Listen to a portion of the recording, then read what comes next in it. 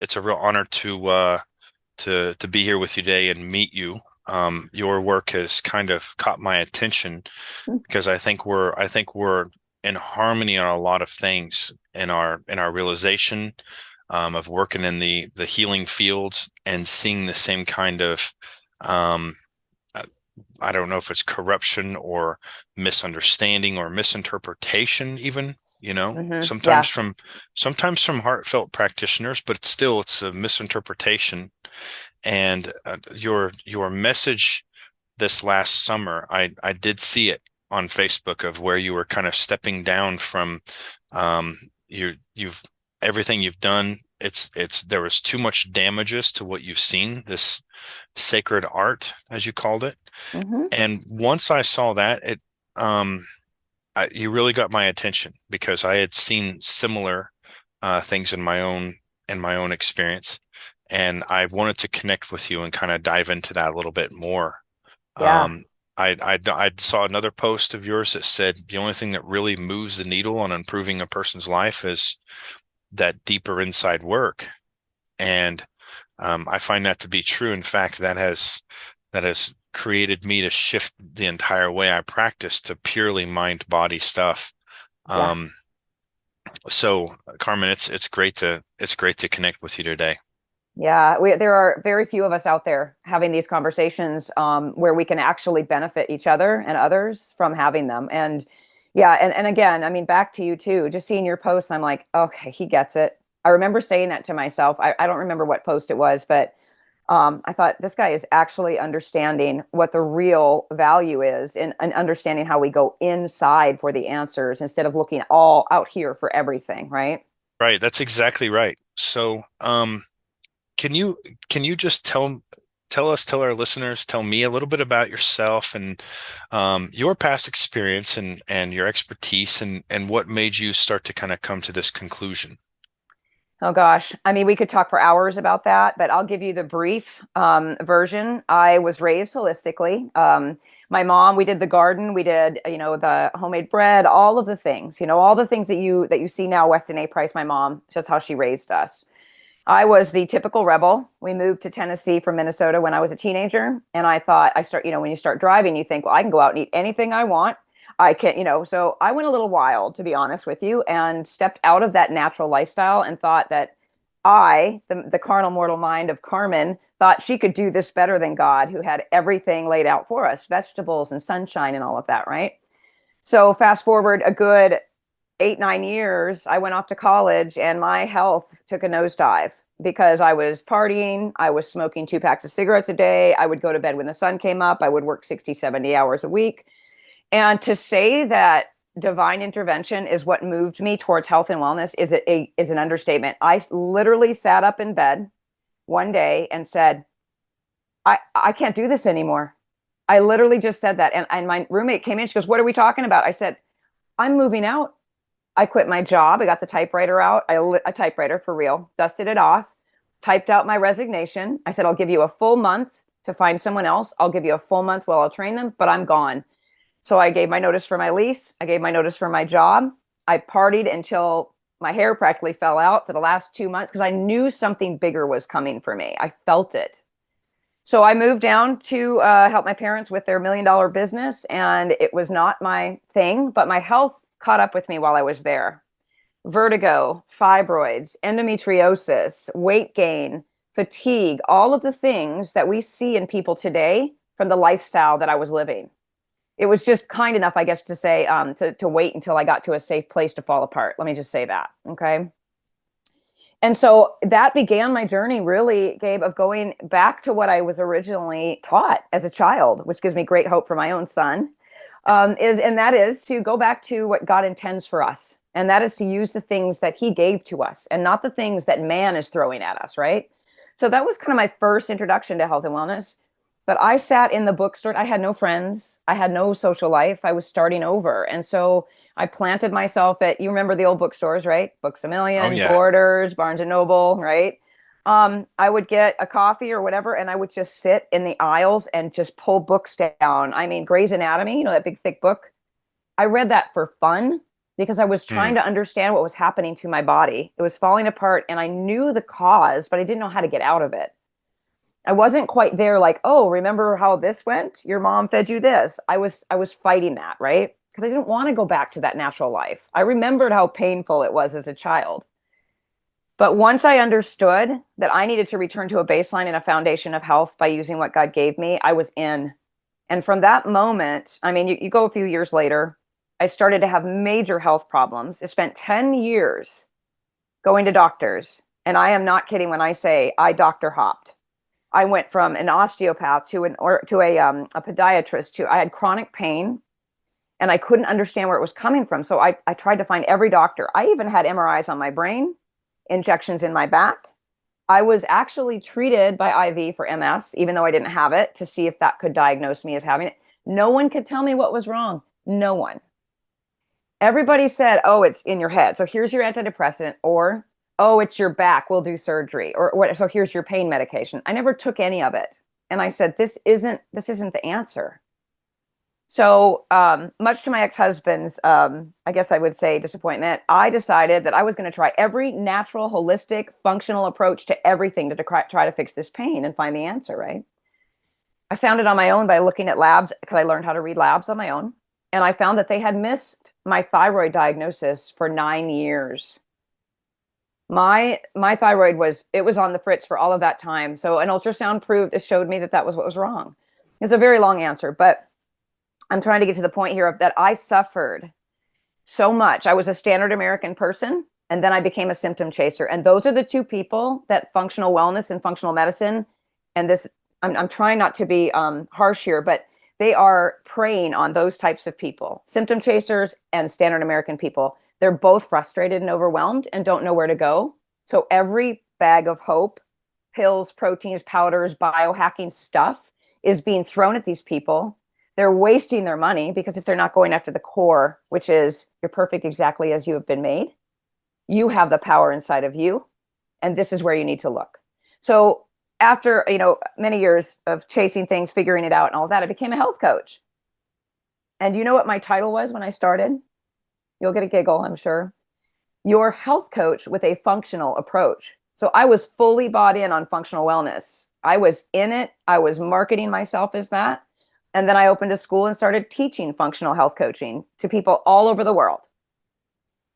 And when 2020 happened and censorship came in and started shutting me up, that we just need to get back to the basics.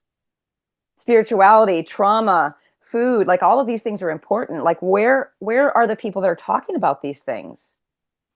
I was even contacted by a one of the top schools, medical schools, functional medical schools here, and they asked me to change the name of my school, the Institute for Functional Health Coaching, because Mm. they didn't like that it sounded so much like a title of one of their names.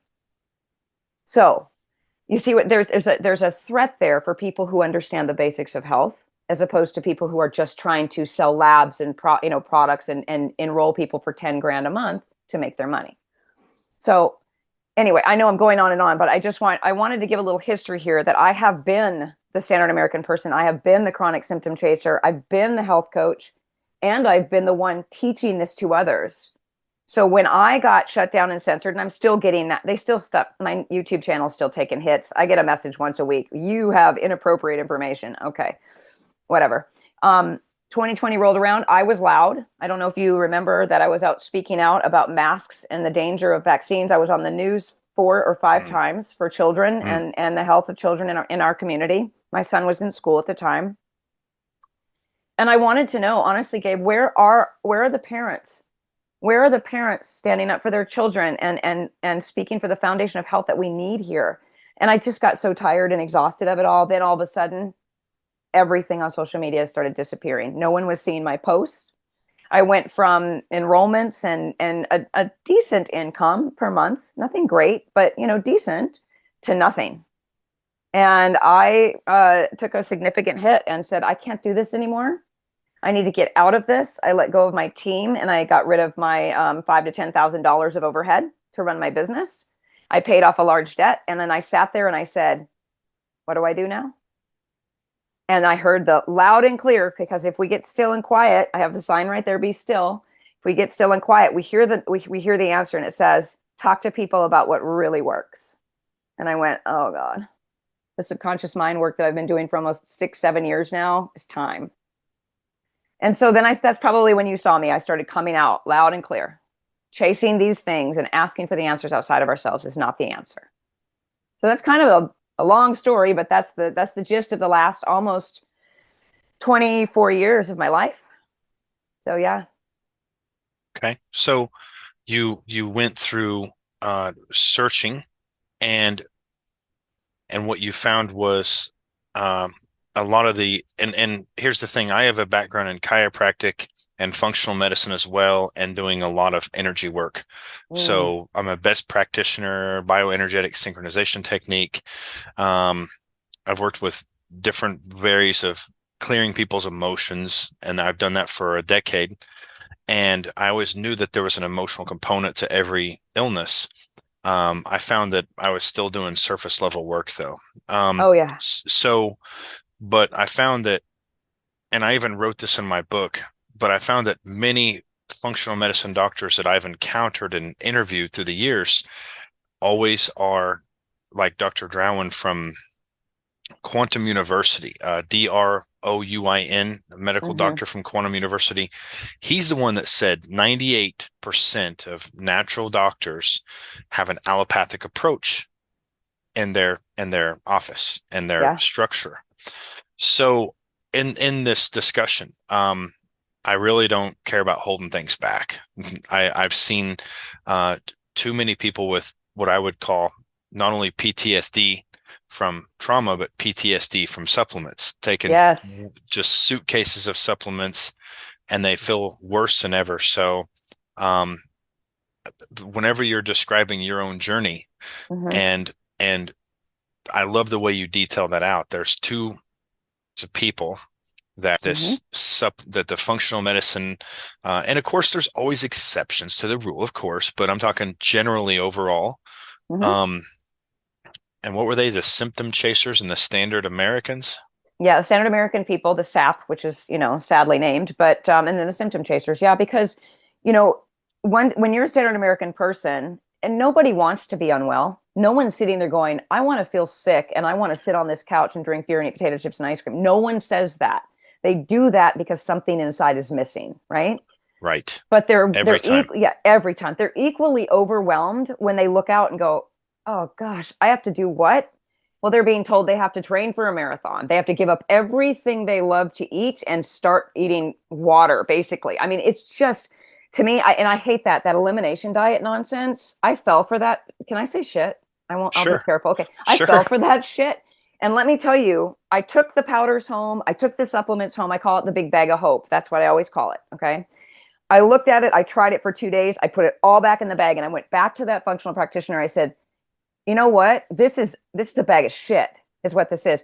You have 100 ingredients on this label for gut healing, gums, sugars, all these." I said, "What is this supposed to do for me?" I mean, and from that moment on, I was labeled in that clinic. Okay, even the nurse practitioner I saw said, "I said, you don't like me very much, do you? We'd been working together for about a year." And she said, "Every time you come in here, you make me work. I have to learn something new because you know something I know nothing about, and I have to go figure it out." And I went, whoa. I said, well, we can either be partners in this relationship or I can find someone that is actually excited to help others. And to her credit, she said, let's do it. And so we continued together for many years after that. But that's rare to find someone that doesn't let their egos get in the way of that, right? So I became that symptom chaser because I wasn't getting the help I needed. And I was overwhelmed and frustrated, as I was when I was a standard American person trying to figure it out.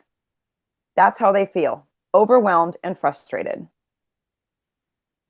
Right. So early on when you were uh, figuring this out, going through these supplements, was there ever a moment when you kind of realized it's going to have to, it's not going to come in some pill bottle or a tincture or an herb or anything else? Mm-hmm.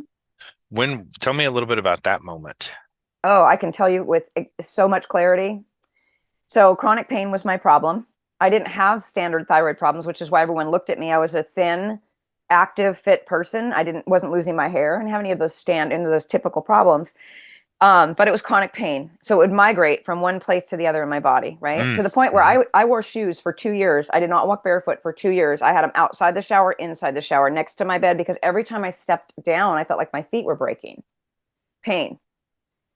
But I never stopped walking. I never stopped living my life. I had animals. I just kept on going, right?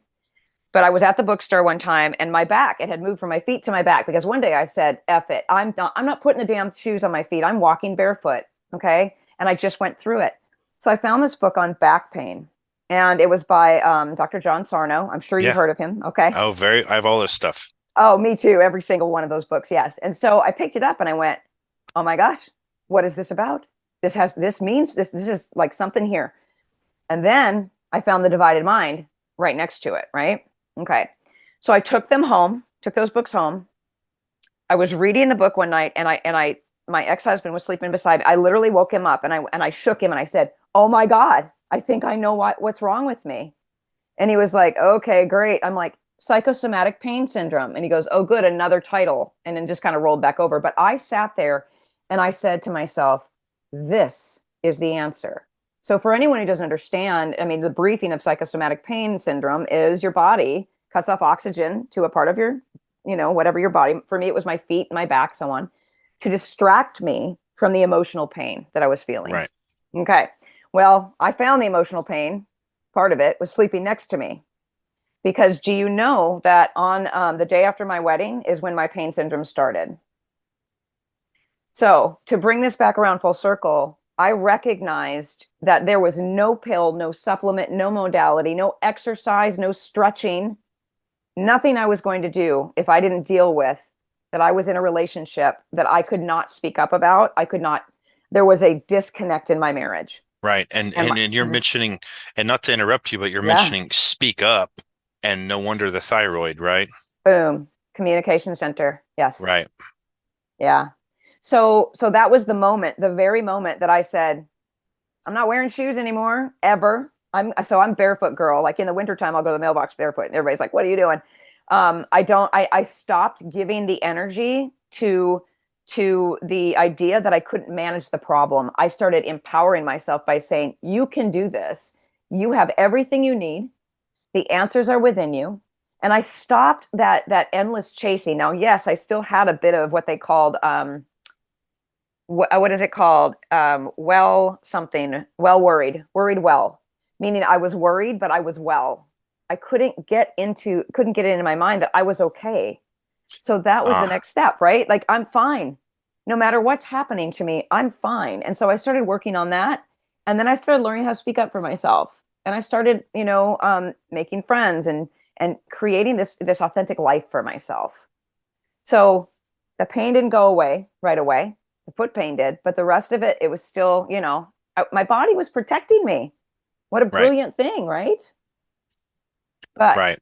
when the body speaks the mind and the body is afraid of what the mind is saying, that's where the work has to come in. So that's what I started to do. And that was in 2003, I think, or four. I don't even remember. Before I became a health coach. Wow. Hmm. Yeah. So, I mean, I absolutely love how you've linked that together, and I am a huge fan of Dr. John Sarno, and he called it TNS, if I remember correctly, tension Yeah. myofasciitis syndrome. Tension myositis syndrome. Yeah, syndrome, Myositis. right. Yeah. And it was a way of showing there was some kind of subconscious conflict going on, right? Yes. And I had a patient earlier today. I work 100% through Zoom, and she's has this neck pain, and she was working with me because of um, some physiological problems she was having because of a past mate, and it was guilt, and Mm. it was a vaginitis problem with sexual guilt and all that. So that's what we were going after. And she just casually mentioned, oh, this neck pain. And I said, tell me about the neck pain, which was something different. Hmm. And she had got an osteopathic manipulation and her neck had still hurt from it. And I said, how long ago was that? And she said, I think it was 6 or 8 years ago. And I said, okay. I said, if you have pain that persists longer than 12 weeks, It's a memory. It's Oh, a I love it's this. it's a decision. It's something else going on. And then I start asking the questions of, well, you can always fill this out because if it's pain that comes and goes, or pain that moves, pain that has these different characteristics rather than just a constant, like you could expect with a structure abnormality, but it's not like that. It moves around. Then it's some kind of perception. It's some kind of memory. And Yes. if it's there some days and gone some days, or less some days and huge some days, chances are it's encoded memory. And we did a little work and suddenly it was gone and she was just baffled. Her Yeah. chiropractor's working on it over and over and over. Um, so it's a new concept for not only functional medicine, but chiropractors overall. Yeah. What kind Yeah. of opposition did you, as a health coach who starts to get it, okay? What kind of Hmm. opposition did you, um, what kind of opposition did you come across, or did you have when you first started bringing this message to your clients, and maybe to Mm. either even other practitioners like this nurse practitioner you were talking about? Thank goodness you met someone who's willing to grow, Yeah. right? Yeah. But what kind of opposition did you come against? Well, for one thing, I started with, I had five essentials is what I called them, food, sleep, movement, all the things, working on stress. And I have a big opinion about stress too, by the way. I changed that as the years went on. And people were finding relief. They were, less stomach problems, better digestion, whatever, those types of things.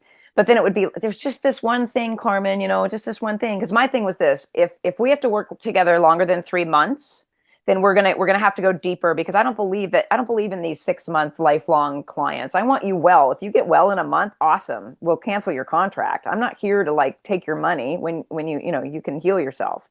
So basically, what I realized was the two things that were missing with the clients that were not getting 100% there was a relationship with God, whatever that is to them, okay, the universe, whatever, and then dealing with unaddressed trauma, whether they knew what it was or it wasn't, right? Whether it was just underneath the surface, no, I've had no trauma, I'm fine. Well, Hmm. let's dig a little bit, right? And one of my favorite stories is, and I'll tell you the opposition in a moment, was a woman I worked with. We were at the end of her 3 months. She'd had chronic constipation. I mean, she did everything. She was one of those ideal clients. I'll do whatever you tell me to do. And I said, well, I'm gonna provide you with some things to consider. You make the decisions for yourself. That's always my approach. Great. Yeah, I never tell anyone what to do. I That's always so say, beautiful. That is yeah, so beautiful. yeah. That's why I taught a safe language course, by the way, to coaches and doctors, and for some of the top schools in the country. It's like you've got to Mm. teach people how to empower people and teach them how to go in. So anyway, um, we started digging in. I said, you know what? Let's just try this one last thing. I said, when do you remember? Like, I remember you said it was when you were born, you had to have an enema to use the bathroom. So it started when you were born. What happened before you were born? So I'm going to give you some homework, and I want you to go to your mom and have a conversation with your mom about what were her emotions, what was she feeling, was she happy in her marriage, did she have constipation, what was her life like when you were in utero? And do you know, the following week when we did a follow up, she said her mom was chronically constipated and miserable. She was using enemas and teas to use the bathroom Mm. anytime she was pregnant. She was miserable in her marriage. And all it took was me and her working through, this isn't yours. That's your mom. This is not yours. Energetically, this constipation, this problem doesn't belong to you. We're going to give it back to your mom. Completely constipation free, literally totally back to normal. She went from one bowel movement to three. So she was like within a month back on track. 43 years old, never had a normal bowel movement in her life. So the opposition I heard from clients was when they didn't want to do the inner work. I really don't want to dig into those things. Can't we just take a pill or something? No, you can. Well, we've done all the things. You're eating right, you're moving, you're going to bed, you're working on you got to go in. And the ones that did, they healed and moved on. And the ones that didn't, back to the pills, the supplements, and all of that. Okay, so that's the clients. But let me tell you, the naturopaths and the doctors and some of the coaching schools and people like that, when I started talking about this type of thing, you're not a psychologist, you're not a therapist, why are you talking to people about trauma, that kind of thing, and how I shouldn't be discussing religion. I'm like, well, I don't talk about religion, I talk about spirituality. Right. It's an individual relationship. Yeah. Yes. So the pushback was that I was doing something different, and I've always been that way in my life. I've always been the one that goes, "But wait a minute, what about that?" And so, and I'm not afraid of it. I'm like, you're what you think of me is none of my business. I don't care what you think about me. I'm here to do the work that I see as necessary for people to feel empowered and start taking control of their health. So if you don't like that, maybe you're part of the problem. That's exactly. And here's the thing. That's exactly right. One of the things that I've learned is for you to go into the evolutionary brain to have your greatest quantum leaps in your capabilities in all things, whether it's Mm-hmm. health, happiness, wealth, whatever it is, you have to learn to go towards the painful things that provoke you just as much as you easily run towards the things of pleasure. Yes. And um so so doctors, and I really love that these you said this because these are the things that I always talk about. If I'm talking about manifesting things, all right? My first thing is you have to have an identity that matches it. So you have to have the deepest core level of who you think you are has to match it. You have to have willingness to take action with ruthless determination. Okay. Not worry about the obstacles that come in the way. Um, and connection with divine. So Mm. absolutely essential. And I know this is, again, whatever that is to the individual person, but it cannot be something that you're going to figure out on your own. You have to surrender to a greater mind that has far more capabilities and answers than we're capable of. A thousand Um, percent. Yes. so I love that I love that you're describing this because man, it just sounds so aligned with my own experience, and it's great. It's refreshing to hear that. Yes. So from the client's standpoint, um, the conflict, the resistance was, oh, I just don't want to go inside. It's just a constant. Let me find something on the outside to avoid that. And how prevalent was that? If you had to say a percentage overall, how many people were willing to go inside versus and get the healing versus the ones that um, wanted to continue to run from that pain, that provocation? Oh, interesting. Instead of percentages, I'll tell you kind of how it looked. The standard American people, you can't start with that there with them because they are so programmed to believe that everything out here has the answers. So standard American people are just looking to lose the weight, right? It's always about losing the weight. Okay. Very resistant to looking at anything. So I never started there. But if we got to the end of the relationship and there was no progress, then it was like, are you ready yet? Because otherwise you're going to become the one who is ready there. And that's the chronic symptom chasers. Those people, I'm done. Whatever it takes, I'll go in. I'll manage the pain. I don't care. Like I'll look at the dark places, the shadow side of myself, because that's where the answers are. So the two characteristics of the two categories of people you're describing, the standard American person, Yep. you you can't start with them where they are. Yeah, well, you do start where they are, which is not understanding anything about food or sleep or stress, but you can't start with anything that comes from inside because that is like way down the road for them, right? Because they think that they're not well or they're not sleeping or they're overweight because of what the world's telling them, Right. right? We do go there, and I let them know ahead of time, like, we're going to start with the foundations. I want you to get some relief, but I'm going to tell you that the choices you're making and the belief that you have in this and the things that are happening to your body are coming from a much deeper story. Your body is screaming for you to pay attention to something that's inside. For So, sure. yeah, so I would say probably by the I'm kind of persistent and assertive, and but I deliver with love. I've been called the tough love coach many times in my career of almost 20 years of coaching, and that's because I'm not going to let you sit in your shit.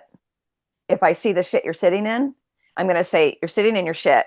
Do you want to look at the shit you're sitting in, or do you want to continue to sit there until you just can't stand the stink anymore? It's up to you. I'm here for whatever you want to do. So that kind of approach lets people know we're going to get you where you want to be, but we're going to make you're going to find the answers here. I would say about 70% of people would go there, but it was a desperate, like it was from desperation. So 70% of people were out ready to step outside their shit. Yes. Okay. Yeah. Yeah. The stink gets too much and it's time. And shit being a technical term for suppressed, hidden, and influential traumas. Exactly.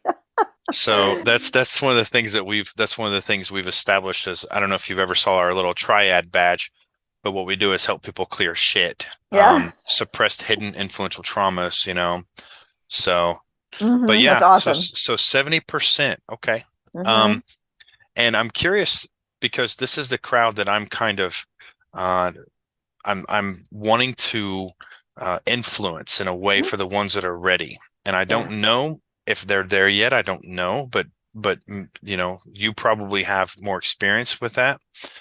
What was the you mentioned the doctors were like, well, you're not a psychologist. Why are you talking about trauma? All Hmm. these other things. What would you say is the percentage of doctors that you felt that resistance from when you brought this new idea, this new approach to healing into their awareness? Oh my gosh, 95% of them were like, you're stepping over the line, you're this. I'm like, no, no, no. I know my delivery method. I know what I'm doing. I mean, I taught safe language and approach for almost 10 years. I taught some of their students. So, I don't have any fear around that because my thing is this. And I think that's where a lot of this comes from, if I'm honest, where there's naturopaths and doctors and functional and coaches that are like, oh, I can't step into that. That's not my territory. I'm like, well, wait a minute. If it's part of helping someone get well to see the things that are making them feel unwell, it kind of is. Otherwise, you're just making money off of your meal plans, which you shouldn't be doing in the first place, or your supplement plans, which you shouldn't be doing in the first place. That's all prescriptive and diagnostic treatment, and I avoid all of that. So, in reality, Gabe, it's interesting that you asked that because if you look at what they're doing and what I'm doing, I'm not the one that's crossing over. I'm not crossing the line. I'm not doing anything Wow. that's prescribing or diagnosing. I'm not treating anyone. I'm showing people that the answer's here. They're showing people they can take this, do this, take this, and pay us this, and the answer will be here. It's exactly the opposite. Carmen, tell me a little bit more about that diagnostic treatment. So when you're talking about like the like doctors and all of I like am. all of the language, okay. Uh-huh. So I guess it's been my personal experience from having so many doctors because 21 in 10 years, nonstop, right? It was like, I'm going to diagnose you with this. And I don't believe, by the way, this is where this is coming from. I believe that a diagnosis is just symptoms. It's just symptomology. So if someone says to you, if the doctor says, oh, you have IBS, okay, irritable bowel syndrome. So this is actually a true story. I had a client that had IBS, significant IBS, borderline IBD, which is the disease, right? And I said, so basically, they told you that your bowels are irritable. And she goes, yeah, yeah. So it's IBS. I said, did you go in there and say my bowels are irritable? And she was like, yeah, yeah. And I said, so they diagnosed you with what you told them you had. It's a symptom. So why are the bowels irritable? Where's the diagnosis of why it's happening? So diagnostically and all of those things, right? The language it's what they like to use to make you feel like what you're doing isn't okay. Does that make sense? Oh yeah. Yeah. I'm like, I'm not As diagnosing same anybody's as same anything. with chronic pain or whatever else, right? Yes, yes, exactly. Yeah, Adding an itis to something, you know. totally. Yes. So, Oh my gosh, I'm glad you said that because I learned what that my biggest problem was plantar fasciitis, right? That was my first pain syndrome, thus all the shoes and whatnot. So I look it up and I learned that itis is just inflammation. That's all it means. You put itis on something and everyone's like, I have blah blah blah itis. And you're like, that just means inflammation, right? Like that's not a death sentence. It's just inflammation. What? I'm like, yeah, that's what it means. It right, takes the power away from it when people understand. Medical terminology scares people. for sure. So let's It's talk almost about like what it it's is. almost like a hypnotic language that um they learn to wear as labels. Yes. Oh, yes, absolutely. And sometimes it's and what I've learned is it matches an inner perception of themselves. Something I call a self-mutilation program, um, formed in early childhood. But when you have a self-mutilation program, anything that's in harmony with that's going to resonate with you, including a number of different labels on why something's wrong. So, Yes. um, so tell me a little bit more about the the diagnostics from the functional medicine standpoint. Okay, there's the doctors and their terminology and the irritable bowel. but did you see that kind of spill over into the naturopath, functional medicine um, world as well? Tell me a little bit about that.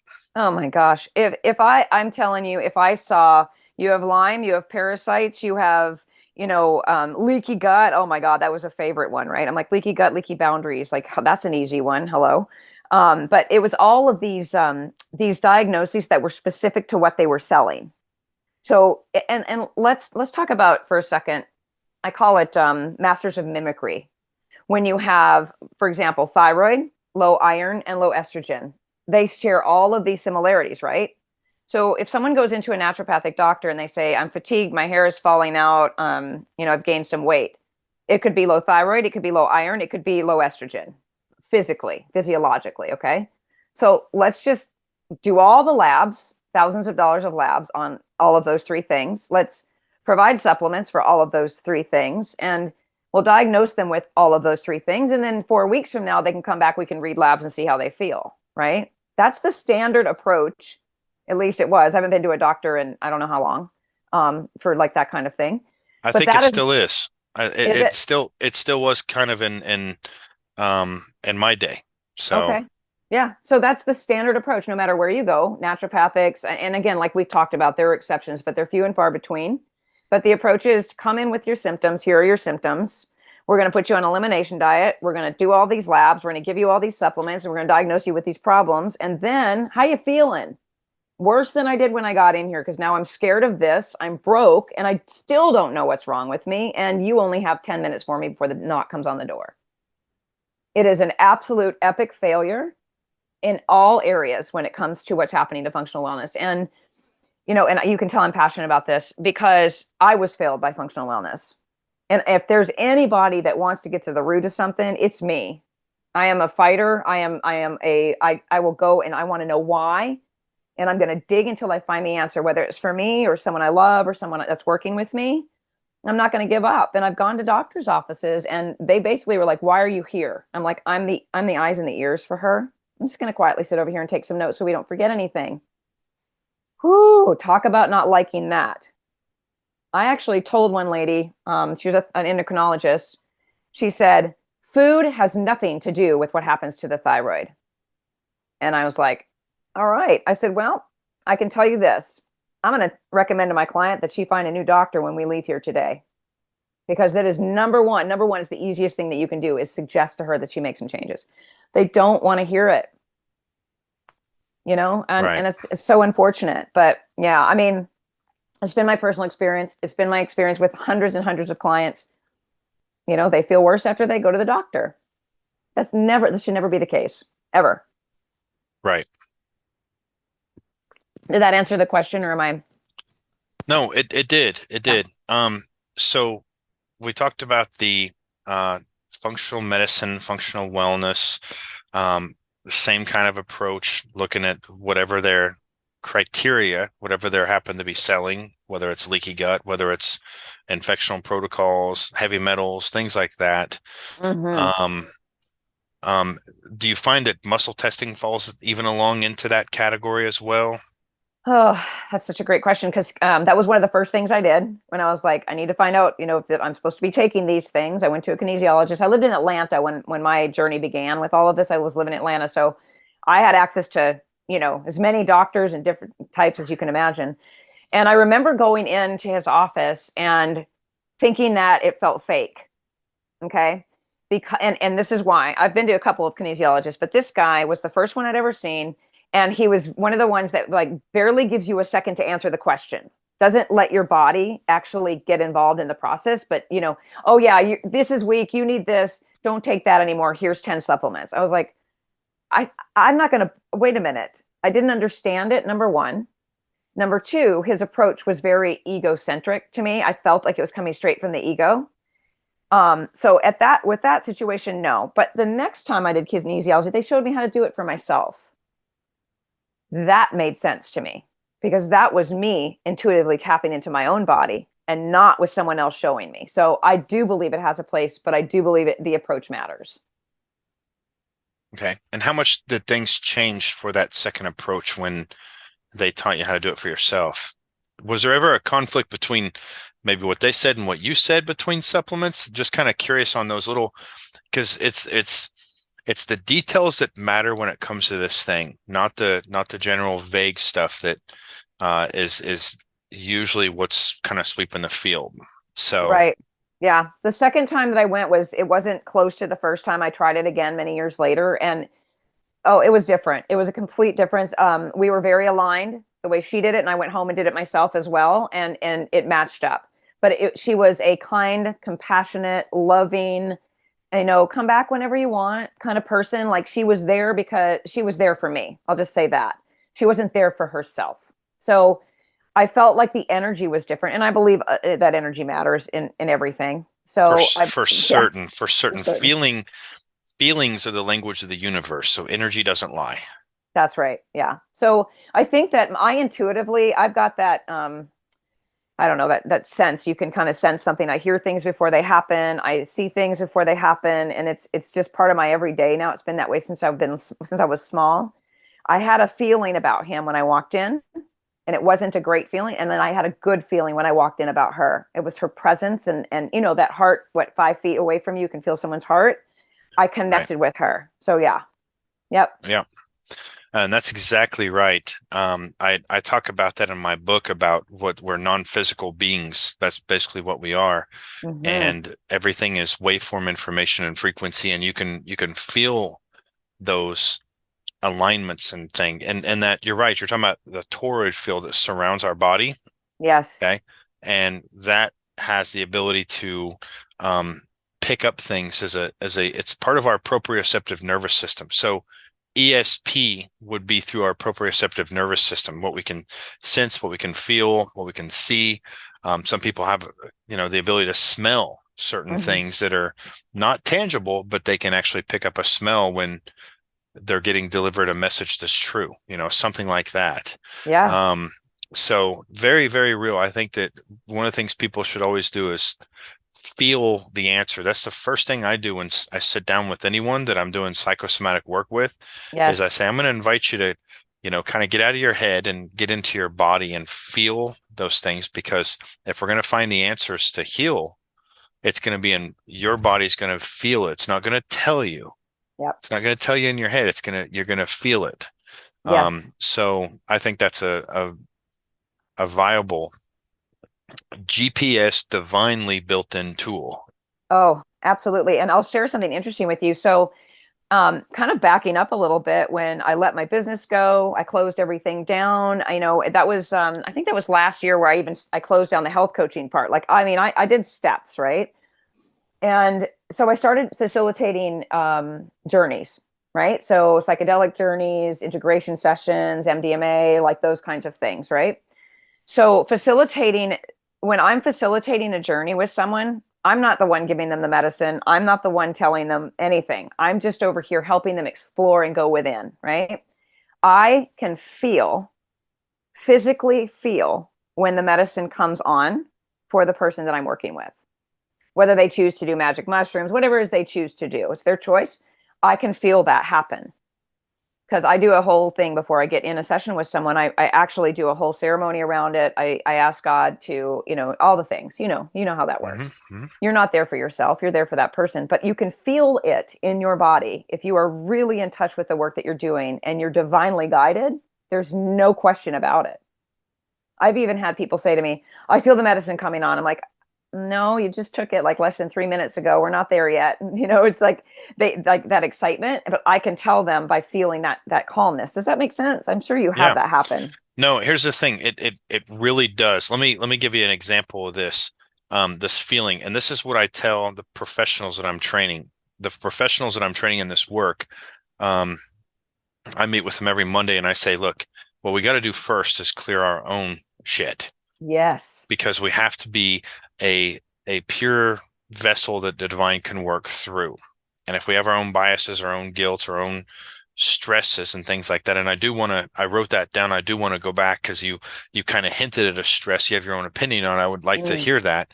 Um, but once you clear out the garbage per se that you've accumulated, Mm-hmm. you become a much better channel for the divine to flow through. and operate through. And when I'm doing this work, I'm always like, what is it I'm supposed to do? Guide me the right way. And I can feel it. And this morning I had a session with a woman, and we're letting her do some controlled revenge is what I call it. Okay. There's been some sexual things, boundary violations. So we take all the past versions of her and let it be as ugly as it needs to be Mm-hmm. on the perpetrator. So she lets them do whatever needs to happen Mm-hmm. to satisfy those primal drives. And then I felt I could just feel it. She said they were satisfied, and I said, do they need this? And she said yes. So then I had to additionally run some healing frequencies of flower essences. They're different ones. And that's the only time I will find myself muscle testing is if Mm-hmm. they say, yes, I need this. So I'll go through a sheet real quick and see what pops up. Yep. But otherwise, I let them guide the process, not me. But you're exactly right. You can feel when something's taking place. You can feel when they release it. You can feel when it lifts, you know? Yes. So Oh my gosh, yes. And I will say too, having done my own experiences, and had my own, journeys of whatever, I have had multiple times when I've been working through some really hard stuff, and this is my favorite mug. It says let go on it, because that's what I've been, that has been my approach for the last 4 years of this whole mess that happened, right? Is how do I let go of all this energy that's around me that I don't want anything to do with, right? This nonsense of the noise of the mortal mind. I don't want anything to do with that. How do I let go of that? And one of my journeys was intentions on just letting go of old past things that no longer serve me, and working through forgiving, right? All the forgiveness for everyone and everything, including yourself. And the energy that would come out of my hands. I mean, I would just be sitting with my hands, like literally like this, and they would start to shake when the hard part would come up, and I would allow it, and it would just blow out of the ends of my hands. And I've had that happen on 5 or 6 different occasions. So, and all things resolved, by the way. I mean, and I had some pretty big things to forgive if we're talking about, I mean, betrayal and all the things of my marriage and all the things. But I'll tell you this too, and I'm all over the board right now, but I want to bring this back and say that we are capable of letting go of even the worst offenses that happen to us. If we take back the power that is ours and stop giving it to the, like you call the perpetrator or the person that we gave it to in the right, first place, right? right. Yeah. My favorite thing to say when people hear about the end of my marriage, it was after, double digit betrayal on his part and all that, is they say, "How could you ever?" I said, "You know what? Here's what I learned. I learned that his betrayal of me could never have happened if I had not betrayed myself first. And by not speaking up for myself, by not honoring myself, by, taking on behaviors that were not healthy, right? So owning the things that happen to us by accepting responsibility in a healthy way, of course, is for me one of the first ways we can let go of the things that don't serve us anymore in our health, mentally, emotionally, physically, all of those things. Yeah. Right. So claiming it as our own and right, taking responsibility is the only way that things are going to change. Yeah. 100%. Yeah. And I believe that that's what we're being called to do divinely anyway, because I mean, it doesn't really belong to us. It belongs to this earthly experience we're having because we're That's pure exactly love. right. Yeah. That's exactly right. That's Yeah. exactly right. And I have found that anything that's related to and I will say this, I have a lot of people that have been damaged by religion. Okay. Oh, yes. And what we end up finding out, not what I tell them, what we end up discovering is it was some contamination of humanity along the line, and it had nothing to do with divine. And Mm. see, my whole work is about taking a person back before we are ever contaminated, um, through that experience, getting them reconnected with divine there. Because Yes. I've studied 300 near-death experiences um, looked at what I've interviewed people that have left the physical body, and I say this is where we're going, Hmm. regardless of skin color or background or ethnicity or whatever. This is where we're going. Okay, and that's how we start. And as we start as pure conscious beings, Mm. and we get compressed down to a group of cells, that's when we learn the most, actually. Yeah. That's when we actually learn the most. And every perception we take on between the critical age, I would say between 0 to 5. I thought, yes. Okay. 0 to 5 is when we learn the most. Um, and that's where we often end up visiting to become free of whatever it was that's, still influencing us today, where those self-mutilation programs come from, and where the what I call the personalities that create illness stem from the inability to say no, the inability to speak up, the people pleasers, the ones that feel heavily responsible for how other people feel are Oh, always yeah. the ones that are chronically ill. So, Hello. I'm yeah, Carmen Hunter, and I'm a recovered people pleaser. yep. And Absolutely. how did it feel to get free of that and be your authentic self? Oh my gosh. I mean, that's where my comment about what you think of me is none of my business came from. I mean, letting go of the what people think of you and just honestly, like, I don't know, becoming, and when you said that with conscious, like I have this stack of books like right here. I'm sure you have them all. Consciousness is what I am, conscious union, What are those books? conscious union with God by Joel Goldsmith. Okay. Have you read him yet? I have not. Woo, Gabe, we're gonna have to connect after this. But Ernest Holmes, this thing called You. I love that. Oh, he's awesome. Oh, Science of the Yeah. Mind. Consciousness Unfolding. I could not put this down. Joel Goldsmith again. Goldsmith right now is so big for me. Consciousness is what I am. And then, of course, Secret of the Ages by Robert Collier. So I love his description of the subconscious mind, but I have been so deep in the subconscious work and the I am, all of that, and that I cannot, it's almost like I can't get out of my chair in the morning sometimes because I'm just so, deep into that, along with the Bible, because you were talking about religion. Can we talk about that for a minute? Talk about the We sure Bible. can. Here's the thing. Here's the thing. We sure can because I have a lot of scriptures, and Mm. I've seen your posts, and Mm. I like them. Hold on. I Um, lost my camera. There we go. Okay. Yep. I Yep. have and I'll tell you what. At one point, I was a former Marine. Okay, I was raised in a very traumatic childhood with lots of addictions. By the time I was around 19, I was addicted to meth. Mm. Okay. Um, and I just knew that I had to make a change. It was that inner calling, like you were describing. Yeah. So I wasn't strong enough to break away from the crowd I was with, but I made the decision I've got to get away from them. And so I joined the Marine Corps, spent many times years overseas doing all kinds of nasty stuff, came back and still had this commotion in me. And I started studying the healing arts because I wanted to settle this light switch responsive inside of me down. Okay. Mm. I was calm on the mind, but my energy was just chaos. Hmm. And at that point, I wanted nothing to do with God. I Hmm. didn't want to hear about it. I didn't want anyone to tell me, hey, God loves you. I didn't want to hear any of that. But once I started to clear out the contamination, um, I became very close with divine. I found that um, what we're talking about is absolutely true. That's kind Yeah. of the key in all spontaneous healing is how a Hmm. person believes about themselves and what they believe about the world, but also a reliance on a greater power. Yes. So, and to be clear, we're talking about um, spirituality, one with divine, and not a particular framework of a religion or something else. Okay. Yeah. But yeah, please Absolutely. go ahead. You said, can we talk about that? Yeah, I want to talk about it because, I always say there's a couple things that I like to talk about when it comes to someone's pain being great enough to make change. I call it the heart attack, right? So the person who comes to you is like, overweight and eats like crap, and they try eating a salad for a week and they're like, fuck that or whatever. And you're like, well, the pain's not great enough. The heart attack has to happen. That's what I say. Okay.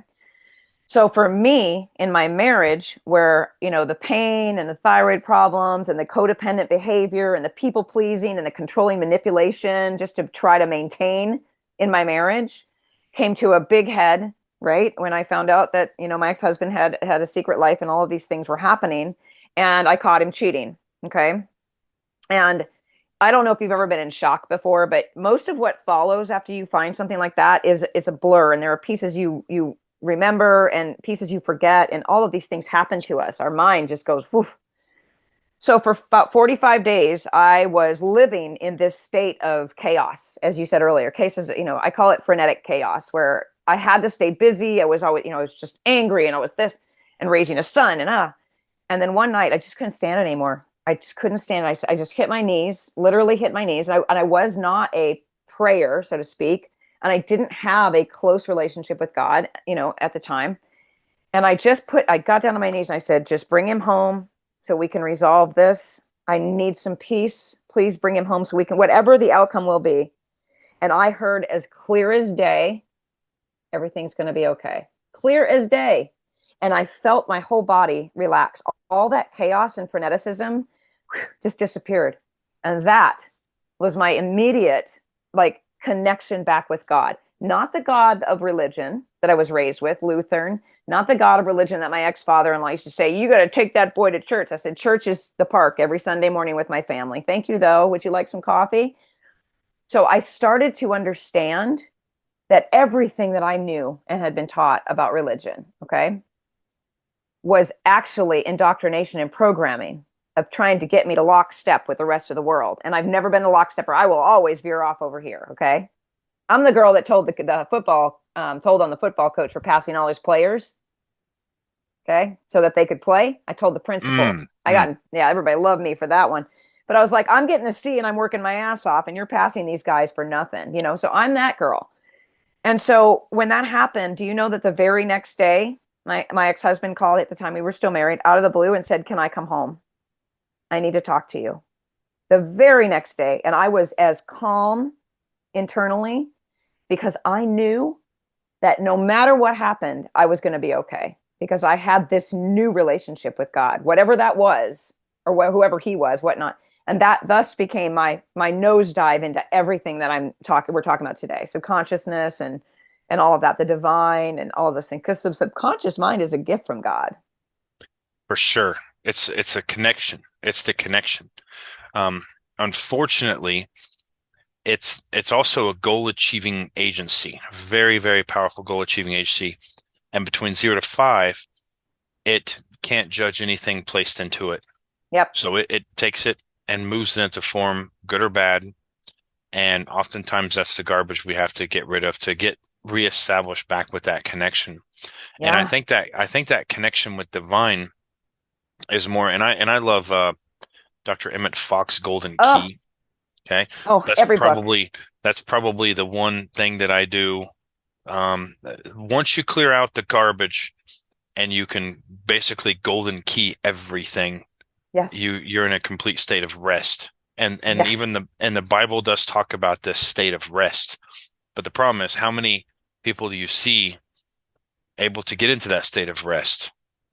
Not many, and they might want it. They might really want it, but their fear, their perceptions, um, their they're just programming, the conditioning just gets in their way. So they can't, many people that say they have faith are completely full of fear Oh, a and thousand percent. judgment and bitterness and everything else too. Yes. And Yes. so, so when your husband contacted you or former husband Mm-hmm. and said, I need to talk with you. Mm-hmm. And that's because you reestablished, you're like, okay, basically I'll surrender to your will, to this, whatever this divine is, you're surrendering to a greater mind, right? Yes. To an outcome better than the one that we can create, right? Yeah. Um, and then what happened after that?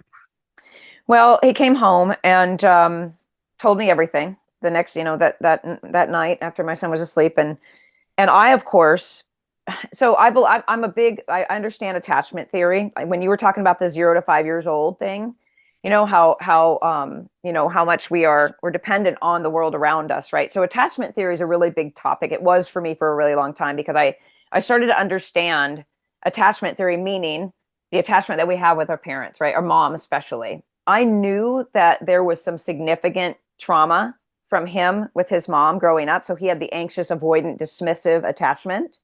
And I had the codependent, insecure attachment. So as I chased him throughout our marriage and manipulated and controlled, he ran away. Okay. So attachment theory to me is really important for people to really dig into and understand because it's one of the foundations of our relationships in work. intimacy, friendships. So I had this understanding. I went into coach mode. Unfortunately, I didn't go into relationship, marriage, husband and wife mode. I went into coach mode. I'm like, okay, so he's dismissive, avoidant, and I'm insecure. This is how we fix it. Okay. Which didn't fix it.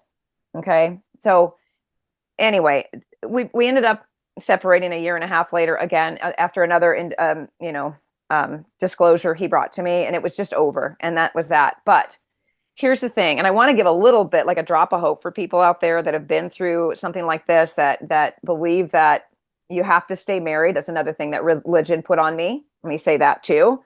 I was like, I'm not going to divorce you. You can let God have that one on your shoulder. I'm like, now I know that it was a season, right?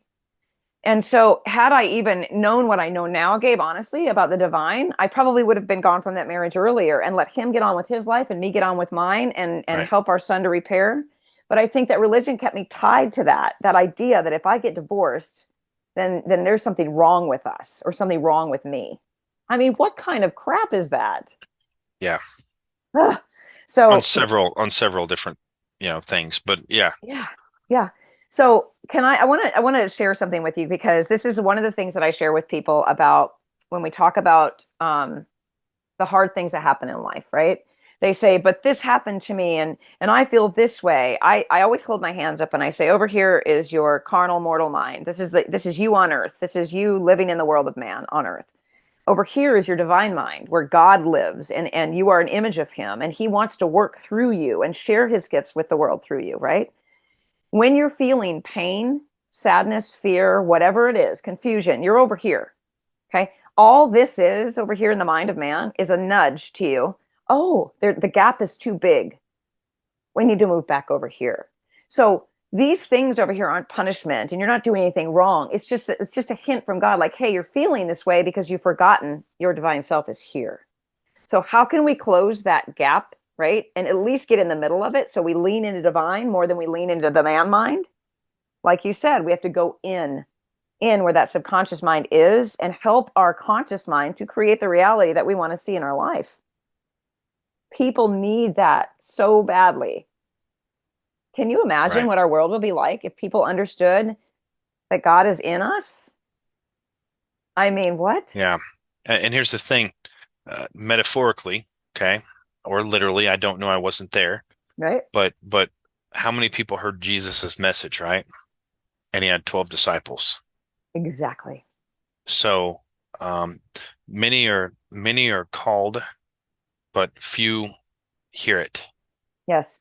And I don't know if I'd be curious to know if that's changing. See, one of my mentors and friends that I've studied for a while is Greg Braden, right? Hmm. Hmm. And um, I had the honor of meeting him, and he was great. But his understanding of some of the wisdom that's been lost and edited out of the Bible and things like that really talk about that power within us and leaning into the divine and trusting and knowing how to basically be a creator. I mean, we're all creators, so you're creating all the time. You have a disease, you created it. You Yep. have bitterness in relationships, oh, that you created it, right? Yeah. That's why it talks about personal responsibility on you did it, you can change it. Okay. Um, but one of the things that he talks about is the feelings and how that really communicates to the divine more than anything else. And that again is the subconscious mind. That's the Yes. subconscious mind. So Yeah, for sure. And I don't know if you've gotten into the lost books of the Bible, the Book of Enoch, the Gospel of Thomas, the Nag Hammadi, like all of those books. Like, people have no idea those books exist. And one of the things I think is interesting is people take the Bible so literally. It's literal in so many ways. And what I've come to understand is I understand the allegory of the Bible so much clearer now. I spent 3 hours in a chair the other day with my consciousness books and my Bible, and really digging into what those stories truly mean, you know? right. Oh my gosh. Like, I mean, I who read like First Timothy, and it took me an hour and I just went through it and I explained it and talked about it with my boyfriend. He was like, yes, like we understand this now.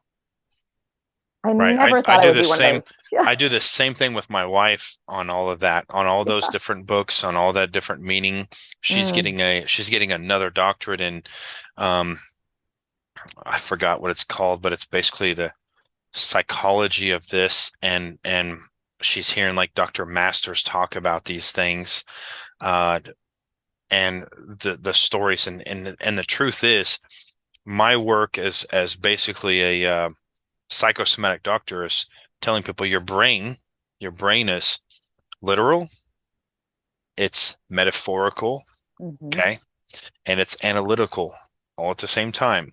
hmm And that's where many times those stories are meant to give us a metaphorical analysis. Basically, your brain can't. How did I go from chiropractic to psychosomatic? Yes, I understand John Sarno, but I also realized long ago, like yourself, I was questioning things, and I was questioning why this person's mangled X-ray looks horrible, yet no back pain, and this Yes. person's X-ray looks completely normal, can't move because of pain. And I was the one asking those questions because the diagnostic, whether it was X-ray, lab work, sometimes even muscle testing, was so far off of what was actually going on with the person's innermost part, the inner mind. hmm And so as I started exploring that, the door started kind of opening. Um, but the body can't tell the difference between physical pain and emotional pain. It Yeah. cannot tell the difference. No. It can't. If I were sitting there in front of you and I prepared you a warm drink, like warm tea or something, and I handed it to you and you drank it, you would automatically feel emotionally warmer towards me, hmm you know? hmm And so Yes. the brain is very metaphorical. And I think that Yes. many of these stories are meant to give us a metaphorical meaning of the higher life. Um, Trusting, this, I have Proverbs right here. It's probably one of my favorite ones. It goes right along with golden key, right? hmm Trust in the Lord. And that means that trust in a higher mind and get out of your own way. Yes. Just means get Yeah. out of your own way on that. Yeah. And the first time that I ever, and I have kind of an interesting, and I know you're familiar with the Course in Miracles, right? Course in Miracles. Right. Yeah. Um, I remember when I started reading, so Eckhart Tolle and, Marianne Williamson and all of them, going down that road and, um, the Course in Miracles. So it would say ACIM, like in the parentheses, right? And as a reference, right? ACIM everywhere, everywhere. All the books I was reading, the quotes I was seeing online. I'm like, what? So I went and I thought, oh my gosh, I guess I need to get this book. And then I went and got it and looked at it at the bookstore and I went, oh my God, 700 pages? No way. Put it back on the shelf. It didn't stop. It just kept on. So it's about a year, I would say. I'm out in the middle of San Juan Islands in Washington, above Washington State, with some friends. We're in this tiny little town. We got in a cab and we went in town to get a coffee and just kind of poke around. And there's this bookstore, just this old bookstore, in the middle of a huge round table on a stand with nothing else, A Course in Miracles, when I walked in the door. This table was big enough to hold stacks and stacks of books, and there was nothing else there but that one book. And I went, and no one was around. I'm like, oh, hell. All right. So I bought it. Okay. So my friend was like, what the hell are you going to do with that? Because she doesn't read. And I'm like, I'm going to read it, I think. That was back in 2000 and I don't know, 8 or 9, something like that. And do you know that I just finished reading like the actual textbook of it? It took me about, I think 2 weeks maybe. I just finished that about 3 months ago. That's how many times I carried that book along with me. But do you know one of the reasons I got that book was because the second coming of Christ, I wanted to know what does that mean? Because to me, what the second coming was when everyone on earth, every human is ascending above this earthly idea of man and is coming from the Christ consciousness. That's what I believed. Do you know I found that in A Course in Miracles in one of the chapters? And that was the explanation of it. Not word for word, but you see what I'm saying? Similar to what you were Yes. perceiving. Yeah. I could not. I was like, oh, that's why I was supposed to have this book because this is what's going to get me even higher to that Christ consciousness. I understand this now.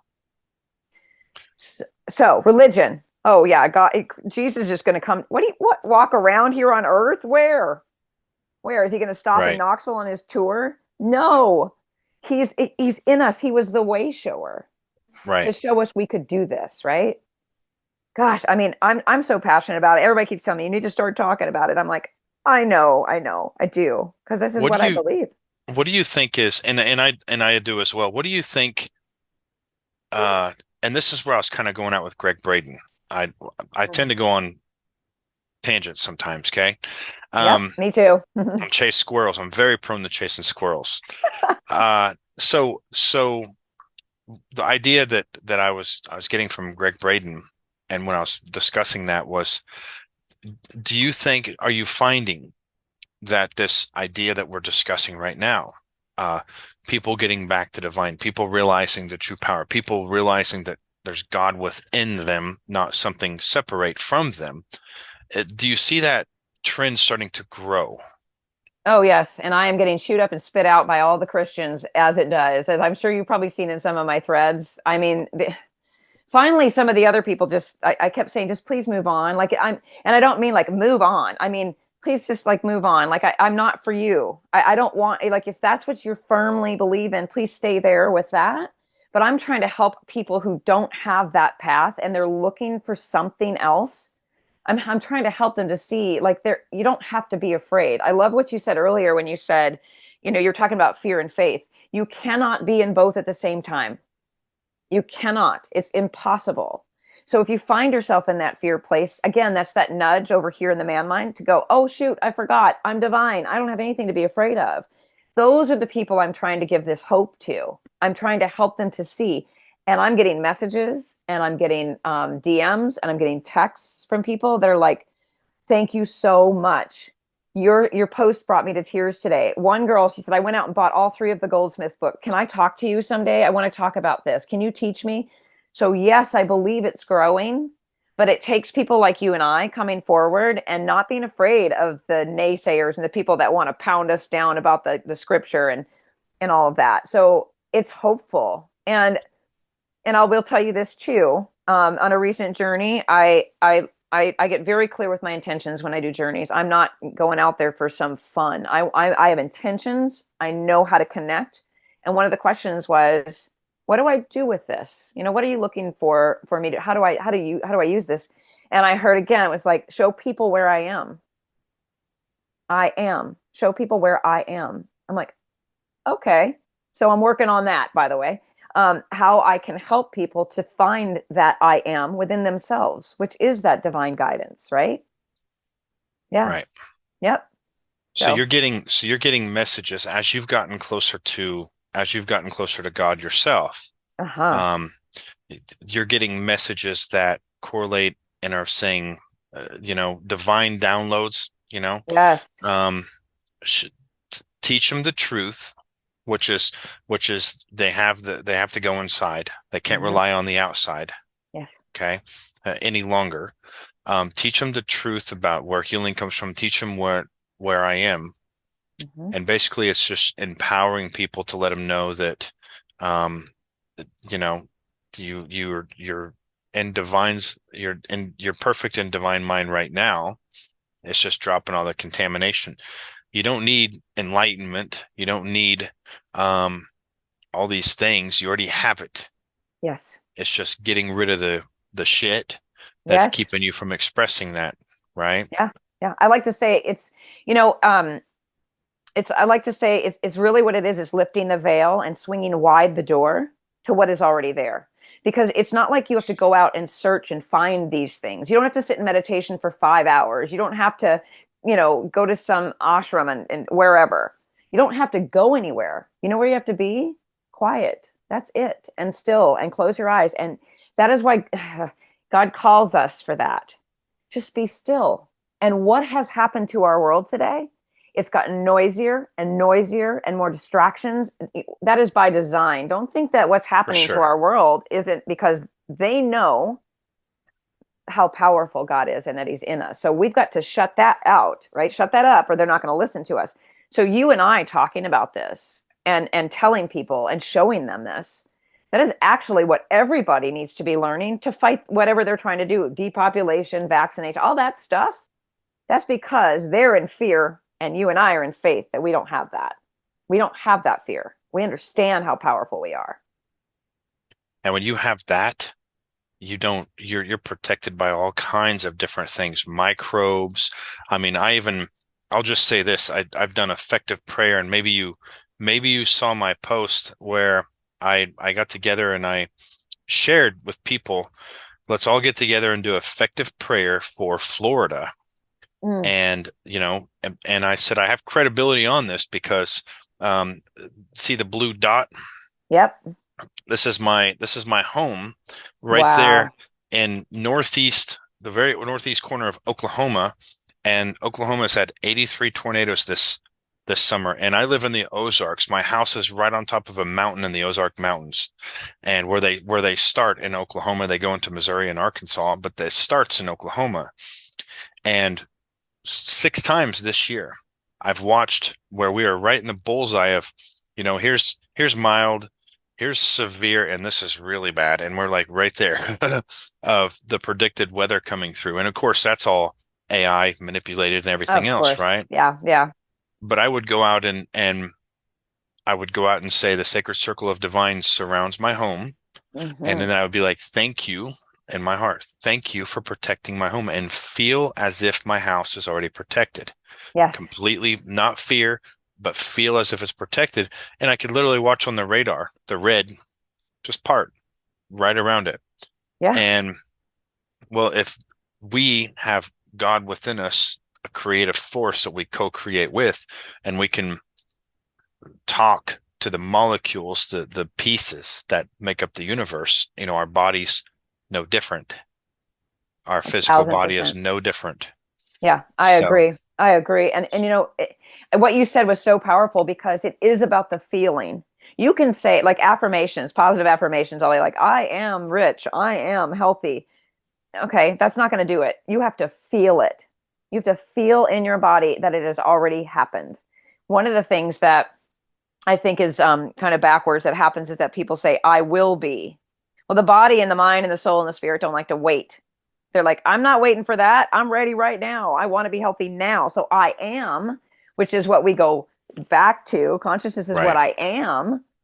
If we know that to be true, then we are already creating that story, right? Our subconscious and our conscious mind are working together to create the I am of healthy, rich, wealthy, whatever it is, safe, protected. Hmm. Yeah. I mean, so yeah. I mean, to me, the exciting and frustrating part at the same time is knowing all of this. And I know you probably feel this too, and wanting the world to know, right? But there's that old saying, and I wish I could remember the scripture. I'm going to have to dig for it. But it's something like tell them once, tell them twice, and then let it go. We're not here to convince someone that they're divine or they're powerful. I'm not here to convince you of anything. I'm simply here to say, here's the truth. You can look at it and see if it's your truth too. But this is what I know to be true. And this is how I've become um, more peaceful, more calm. And let's talk about stress real quick too, right? Let's go back to that stress Yeah. thing. Yeah. Okay. Okay. So when I started talking about the 7 foundations of health for my school and teaching coaches how to use it and whatnot, and we added spirituality and trauma, stress was one of the things on there. And people like to say managing stress, reducing stress. So one of the things I would tell people is you show me anyone with a family, children, a job, a home, animals, a life, how to reduce their stress. What are you going to give one of your animals or your children away? How are you going to manage it? Are you going to be like, you have from 12:05 to 12:20 to be on your video game? No, you're not. But how you perceive your stress in your life is giving the message to the body and the mind and the heart and everything else on how you're going to spend your time. So if I perceive this to be an emergency because I'm running late for a hair appointment, my body's boom, it's an emergency. Shut down digestion. We're going to worry. We're not going to want to have sex. Life is going to suck just for the next couple of days because this is an emergency. Maybe it's an urgency and you don't like to be late. Okay, very different message. So to me, how we perceive the world and how we view it and tell ourselves in our body it is affects us in 1,000 different ways.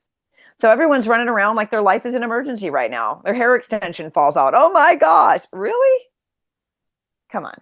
Right. So, can we help people to see that the world that they're living in is a product of their mind and how they create it to be? Or do we want to continue to let them live in this emergent state? Because that's affecting all of us. You and I are very affected by the way people act and live, just like they are by For us. for sure. Mm-hmm. through morphic fields. Yes. Yes. So, Mm-hmm.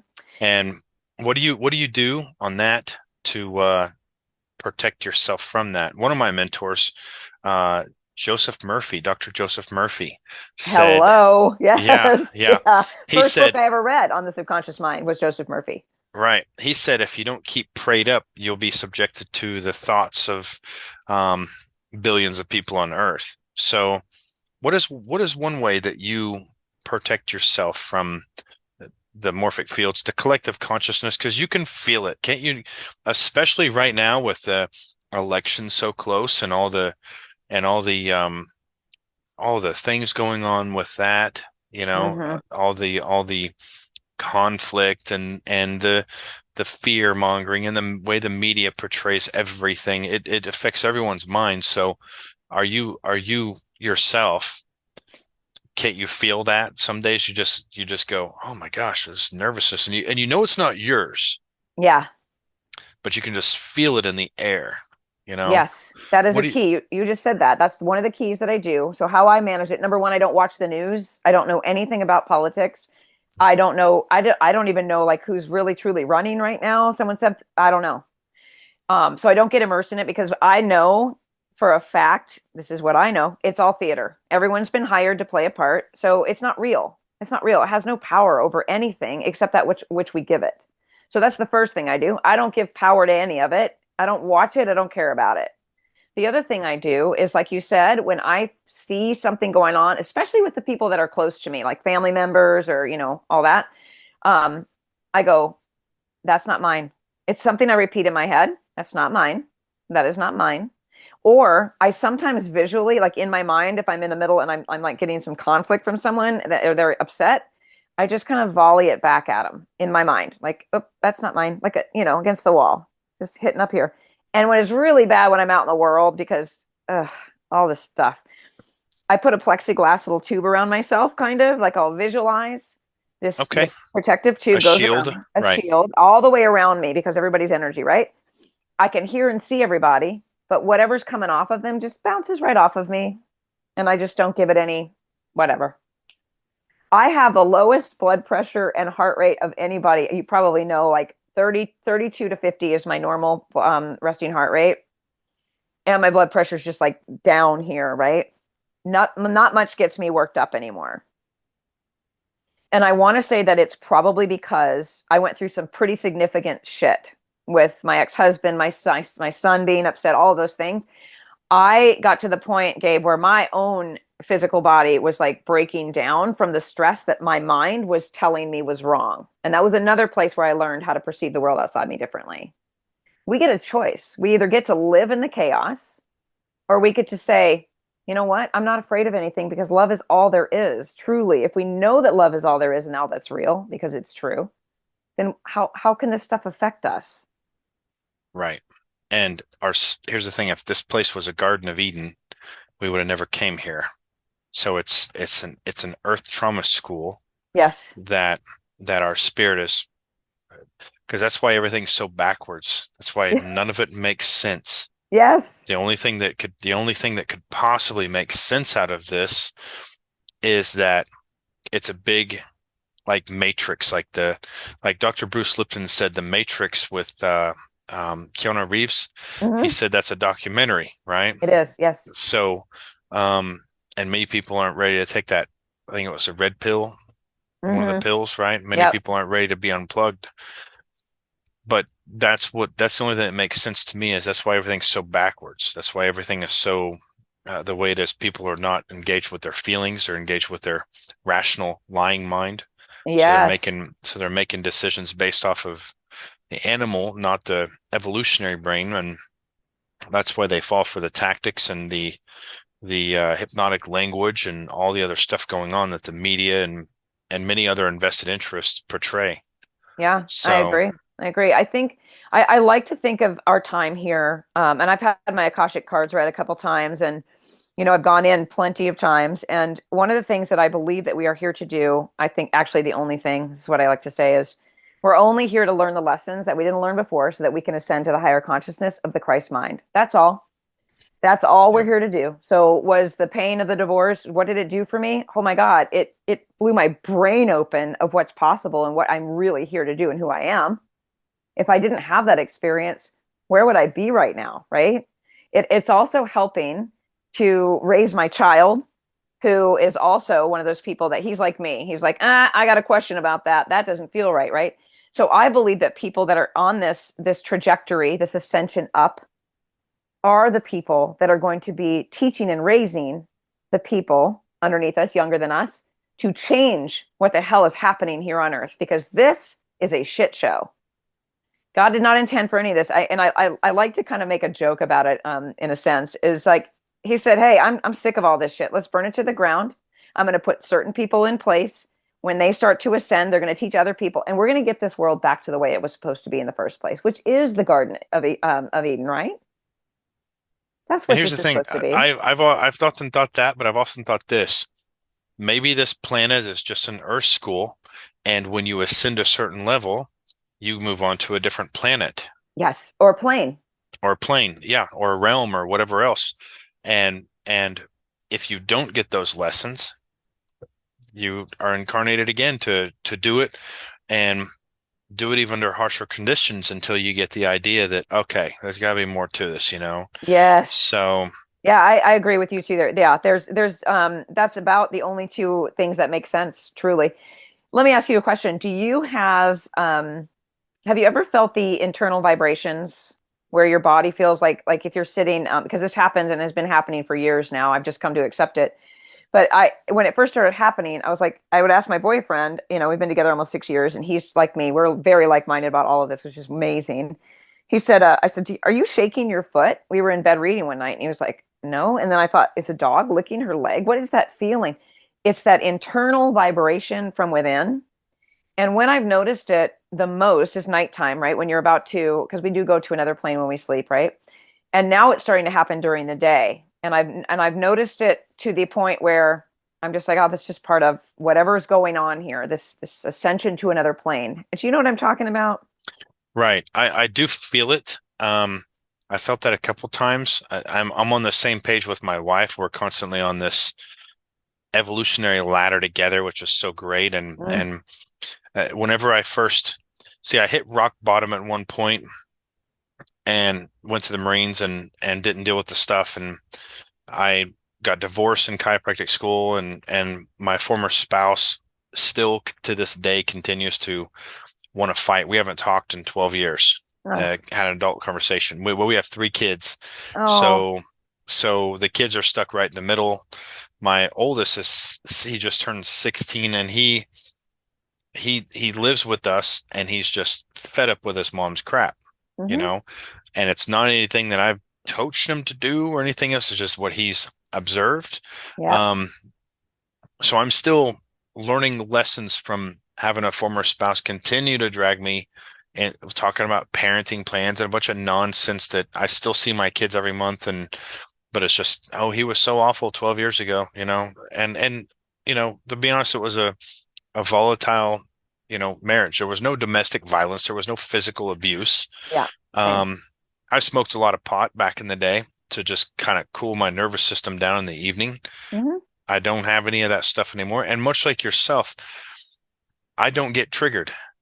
I literally can be driving down the road and have, if I'm going 78, because this is a true story, 78 and a 75, and I'm about to pass a car here that's going 65, somebody can zoom in real quick, flip me the bird through the sunroof because I wasn't going quite fast enough in the fast lane. And I look at him and I go, that poor hurting soul. And that's Ah, what my entire body resonates. No trigger, yes.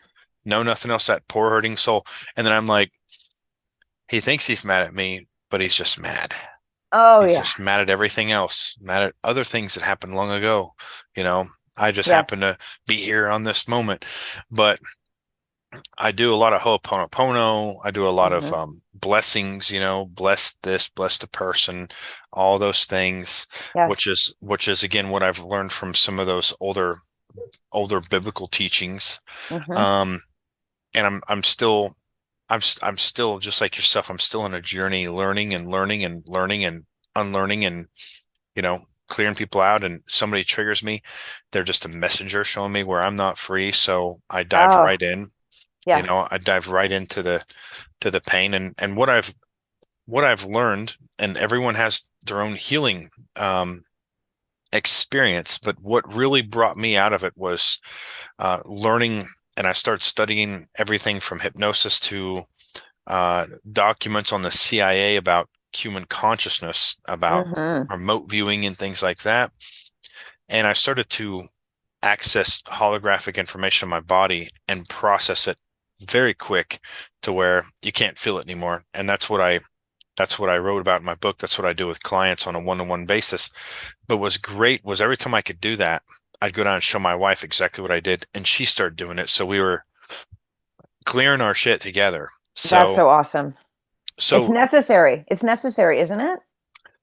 it is absolutely necessary for a relationship, Hmm. because what I've learned, I've seen, unfortunately, many times people that contact me and they want to go deeper.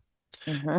They, as they start to do this, they grow farther and farther from a spouse that they weren't supposed to be with in the first place, or, Oh, you know, that kind of thing. But yeah. what happens is the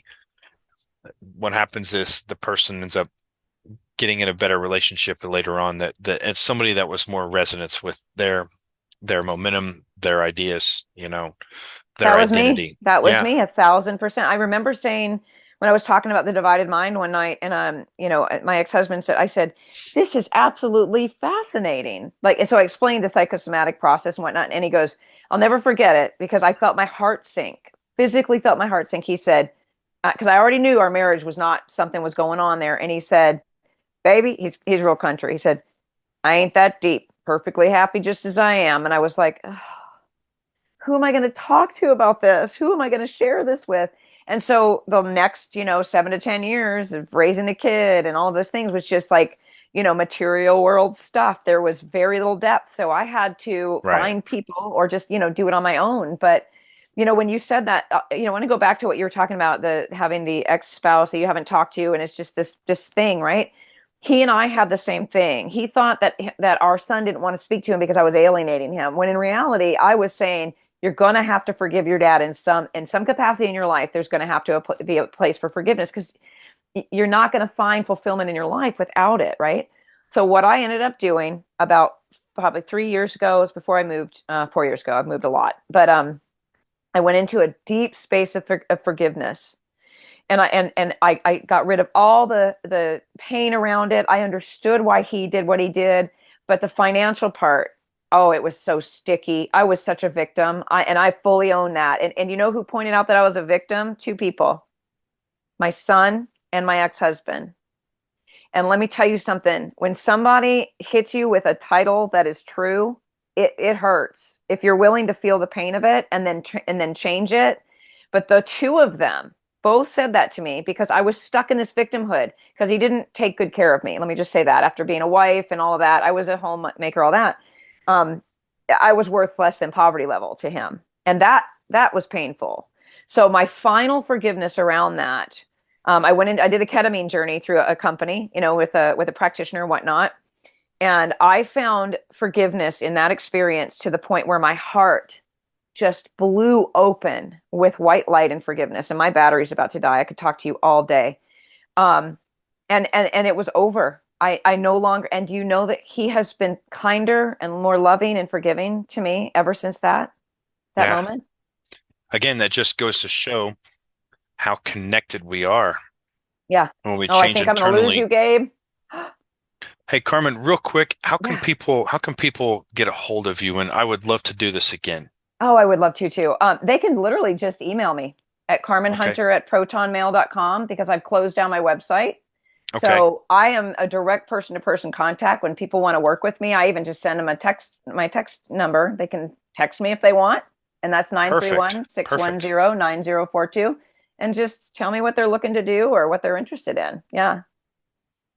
Perfect. And what kinds of things do you do today? You deal with relationship with God. We gotta go back to the basics of what you need. You know, you need sunlight. You need to be outside. Yeah. You need to watch out for the bioengineered manufactured, technologically manipulated crap. Yep. Um, get back to the basics, you Hmm. know, probably grass-fed meat and vegetables and colors and things like that, right? Yep. But I even take it deeper than that. And I say, you know what? If you believe that love is all there is and that God is only truth and that God has no disease, there's no such thing as sin and disease and all of that.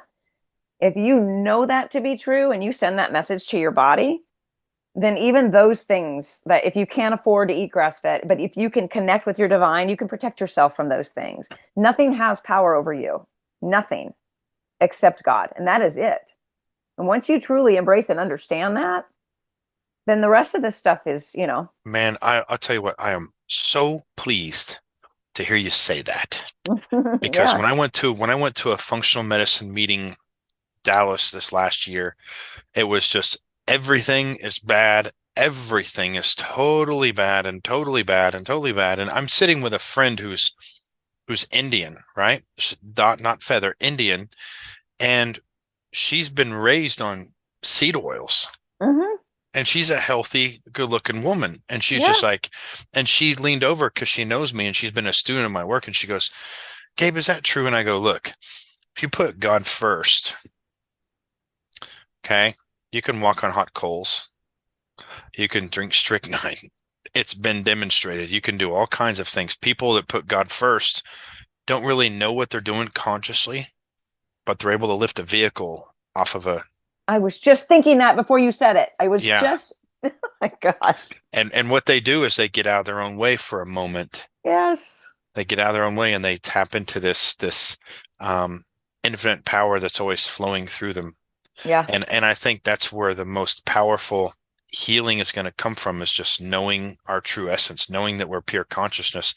And our body can create the things we need, just like Yes. it's been demonstrated with your body can create at least 150 pharmaceutical like agents when it's necessary, Yeah. when you get out of the way. So Yeah. I'm so glad to hear you say that because the the the functional medicine and naturopathic side almost goes to the extreme. And usually when a person sits down with me, and I'm sure that's the same with you, when they sit down with you, they've already had all the lab work and they've taken all the supplements and they've detoxed and they're sleeping in a Faraday cage and they're doing all this other stuff and they're still miserable. Well, they're feeding the fear. They're feeding the fear. I don't have my charger up here. I'd plug in. So if I disappear, that's why. But that's what's going on. The more that we seek outside of ourselves, the more that we feed the fear and we lose the faith. Again, my favorite hat, faith over fear. And that is because if we honestly, truly believe and we have faith, then nothing can really scare us because we know that we're always taken care of. So that's where Right. religion really fails people. They scare the shit out of people if they call them sinners and all that nonsense and have them worshiping Jesus, who is simply just one of us, saying, I've reached the Christ consciousness and you can too. Yep. Closer than hands and feet, it's right here. Mm-hmm. That's why I posted yesterday, like how frustrating it must have been for Jesus to say, don't idolize me, don't follow me, follow God who's within you. I'm going to show you how. Right. Yeah. So anyway, days we could talk all day long. Okay. Reach back out. Let's continue conversation. I think this is something that desperately needs to be heard. And thank you for all the work you're doing and everything that you're sharing with the world, Gabe. Seriously, you're just changing everything. You're moving things in the right direction. Truly.